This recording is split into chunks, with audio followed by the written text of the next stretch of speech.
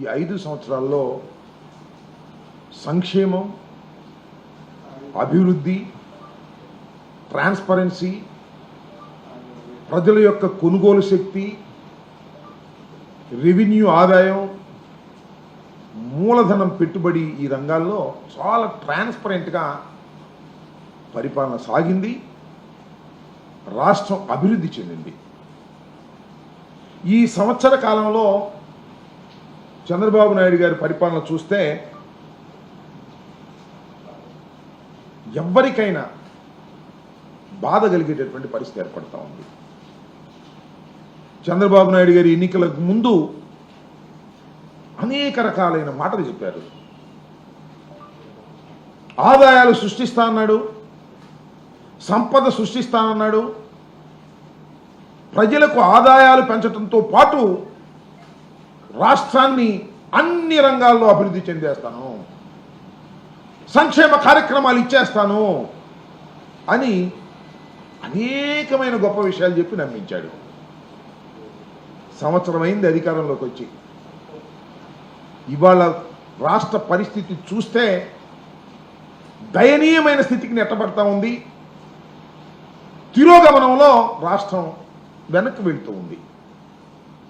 చంద్రబాబు నాయుడు గారు వచ్చిన దగ్గర నుంచి జగన్మోహన్ రెడ్డి గారి మీద ఏం బురద జల్లుదాం, ఆయన ఏ విధంగా వ్యక్తిత్వ హననాన్ని చేద్దాం, జగన్మోహన్ రెడ్డి గారి రాజకీయ పార్టీకి సంబంధించినటువంటి వ్యక్తుల మీద ఏ విధంగా క్రిమినల్ కేసులు పెడదాం, వేధిస్తాం, జగన్మోహన్ రెడ్డి గారు చుట్టుపక్కల ఉన్న వారి మీద లేనిపోని కేసులు పెట్టి ఆ కేసుల్లో విరికించి వేధించి భయపెడదాం అనే ఒక రెడ్ బుక్ రాజ్యాంగాన్ని ఆయన అమలు చేస్తున్నాడు. సమయం అంతా, శ్రమంతా, సామర్థ్యం అంతా చంద్రబాబు నాయుడు గారు దీని మీదే ఉపయోగిస్తున్నాడు తప్ప రాష్ట్రం అభివృద్ధి గురించి కానీ, సంక్షేమం గురించి కానీ, ప్రజల యొక్క బాగోగుల గురించి కానీ ఆలోచించే పరిస్థితే లేనటువంటి ఒక దౌర్భాగ్యమైనటువంటి పాలన చంద్రబాబు నాయుడు గారు కొనసాగించేటటువంటి కార్యక్రమం ఇవాళ చేస్తున్నాడు. ఇవాళ మనం చూస్తే ఎంత దుర్మార్గం అంటే, బాలాజీ గోవిందప్ప అరెస్ట్ చేశారు మైసూర్లో. చంద్రబాబు నాయుడు గారి ప్రభుత్వం కోర్టులో హాజరుపరిచారు, రిమాండ్లోకి వెళ్ళారు. ఎందుకు అరెస్ట్ చేయాలి ఆయన్ని? ఆయన ఎవరు? ఆయన ఏమైనా రాజకీయ నాయకుడా? ఆయన ఒక చార్టర్డ్ అకౌంటెంట్. అంతేకాదు, ఒక కంపెనీకి, అంటే వరల్డ్ వైడ్ కంపెనీకి, యూరప్లోనే బ్రహ్మాండమైనటువంటి కంపెనీకి, వికాట్కి ఆయన ఫుల్ టైం ఫైనాన్స్ సెక్రటరీ. ఈ వికాట్ కంపెనీ గురించి 2 మాటలు ఇక్కడ మీకు చెప్పాలి. ఇది 165 సంవత్సరాల క్రితం ప్రారంభించబడినటువంటి ఒక సిమెంట్ కంపెనీ. యూరప్లోనే యూరప్ మొత్తంలో బ్రహ్మాండంగా పేరు ప్రఖ్యాతులు గాంచినటువంటి కంపెనీ ఇది. 1867లో ఈ కంపెనీని ప్రారంభించారు. దీనిలో 10,000 మంది ఉద్యోగులు పనిచేస్తున్నారు. 2024లో దీని సిమెంట్ అమ్మకాలు ఎంతో తెలుసా? 44,316 కోట్ల రూపాయలు విలువైన సిమెంట్ అమ్మకాలు జరిగాయి. అంటే సచ్ ఎ బిగ్ కంపెనీ. అలాంటి బ్రహ్మాండమైన కంపెనీ ఆంధ్రప్రదేశ్లో ఉంది. ఆంధ్రప్రదేశ్లో ఎందుకుంది? మీ అందరికీ గుర్తు చేస్తా, చాలా మందికి తెలుసు. జగన్మోహన్ రెడ్డి గారు భారతీ సిమెంట్స్ను ప్రారంభించారు. వరల్డ్ ఫస్ట్ క్లాస్ టెక్నాలజీతో కడపలో జగన్మోహన్ రెడ్డి గారు ఇండస్ట్రియలిస్ట్గా ఆయన ప్రారంభించిన company Bharathi cements. World class technology ఉంది, బ్రహ్మాండమైన పేరు ప్రఖ్యాతులు గాంచింది. దాన్ని 2010లో ఈ వికాట్ కంపెనీ టేక్ ఓవర్ చేసింది. అంటే మొత్తం టోటల్ మేనేజ్మెంట్ వాళ్ళదే. 51% వాళ్ళు టేక్ ఓవర్ చేశారు. ఆ వికాట్ కంపెనీకి ఈ Balaji Govindappa finance secretary, full time finance secretary. ఇది ఆయన చేసిన పాపం. ఆయనకి ఏం సంబంధం అండి? నాకు అర్థం కాల. లిక్కర్ స్కామ్ అంట. అసలు స్కామే లేదు, లిక్కర్ స్కామ్. లేనిపోని స్కామ్ను సృష్టించి ఇండస్ట్రీస్ని భయపెట్టాలనేటువంటి కార్యక్రమం.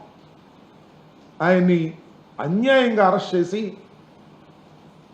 ఆయన తీసుకొచ్చి వాళ్ళ విజయవాడ జైల్లో పెట్టేటటువంటి కార్యక్రమం చేస్తున్నారు. అంటే ఒక వికాట్ అనేటటువంటి ఒక బ్రహ్మాండమైనటువంటి యూరప్లోనే పేరు ప్రఖ్యాతులు గాంచినటువంటి ఒక సంస్థకు సంబంధించినటువంటి ఒక ఫైనాన్స్ సెక్రటరీని అన్యాయంగా అక్రమంగా రాజకీయ కక్ష కోసం, జగన్మోహన్ రెడ్డి గారి మీద రాజకీయ కక్ష కోసం మీరు రకంగా ప్రవర్తిస్తున్నారే, దీనివల్ల ఏం ఉపయోగం జరుగుతుంది మీకు నాకు తెలియగలుగుతున్నాను చంద్రబాబు నాయుడు గారు. అంటే ఇండస్ట్రీస్లను భయపెట్టాలనేటువంటి పరిస్థితి చేస్తూ ఇంకా మన రాష్ట్రానికి ఇండస్ట్రీస్ రావాలి, ఉపాధి అవకాశం కలగాలి, బ్రహ్మాండంగా ఇండస్ట్రీలు వస్తున్నాయి, దావోస్ వెళ్ళాము అప్పుడు రాపోయినా తర్వాత వస్తున్నాయి, ఇలాంటి ఊరికి కోతలు కోయటం తప్ప ఉన్న ఇండస్ట్రియలిస్టుల్ని విపరీతంగా బెదిరించేటటువంటి కార్యక్రమాలు జరుగుతూ ఉన్నాయి. ఏదో గోవిందప్పని అరెస్ట్ చేశారని మాత్రమే నేను చెప్పడం అలా. ఒకసారి వెనక్కి వెళ్దాం. గోవిందప్ప కాదు, సజన్ జిందాల్. ఎవరండి సజన్ జిందాల్? భారతదేశంలోనే ఒక పెద్ద వ్యాపార దిగ్గజం సజ్జన్ జిందాల్. ఆయన కడపలో స్టీల్ ఫ్యాక్టరీ ప్రారంభించాడు, పనులు కూడా మొదలుపెట్టాడు. ఏం చేశారండి మీరు ఆయన్ని? సజ్జన్ జిందాల్ని ఒక సెకండ్ గ్రేడ్ సినిమా ఆర్టిస్టు, ఆమె పేరేదో ఉంది, ఆమెని అడ్డం పెట్టుకొని ఆయన్ని ఏ రకంగా వేధించారో నేను ప్రత్యేకంగా చెప్పాల్సిన అవసరం లేదు. ఆమెను అడ్డం పెట్టుకొని కేసు పెట్టి ఆయన వేధించే కార్యక్రమం చేస్తే గడప నుంచి వెళ్ళిపోయాడు. ఆయన వెళ్ళి మహారాష్ట్రలో 3 లక్షల కోట్లతో పెట్టుబడులు పెట్టి ప్రారంభించాడు. ఆ కేసులో మీరు ఏ విధంగా ఒక హీరోయిన్ అని చెప్పబడి ఆమెని, బాంబేకి సంబంధించిన ఆమెని అడ్డం పెట్టి కేసు పెట్టి, ఒక పక్కన సజ్జన్ జిందాల్ లాంటి వారిని బెదిరించే కార్యక్రమం, భయపెట్టే కార్యక్రమం, వారిని వేధించే కార్యక్రమం, దానితో పాటు 3 ఐపీఎస్ ఆఫీసర్లు, ఇండియన్ పోలీస్ సర్వీస్లో ఉన్నటువంటి 3 ఐపీఎస్ ఆఫీసర్లు సస్పెండ్ చేశారు. సరే, ఇద్దరు ఏదో వెళ్ళారు, బెయిల్ తెచ్చుకున్నారు, అది వేరే అంశం. కానీ ఒక ఐజీ ర్యాంకుకు సంబంధించినటువంటి అధికారి ఇవాళ కూడా జైల్లో ఉన్నాడు. ఎప్పుడు లేదు, భారతదేశ చరిత్రలోనే లేని విధంగా తీసుకెళ్లి మీరు ఆయన లోపల పెట్టి వేధించేటటువంటి కార్యక్రమం చేస్తున్నారు.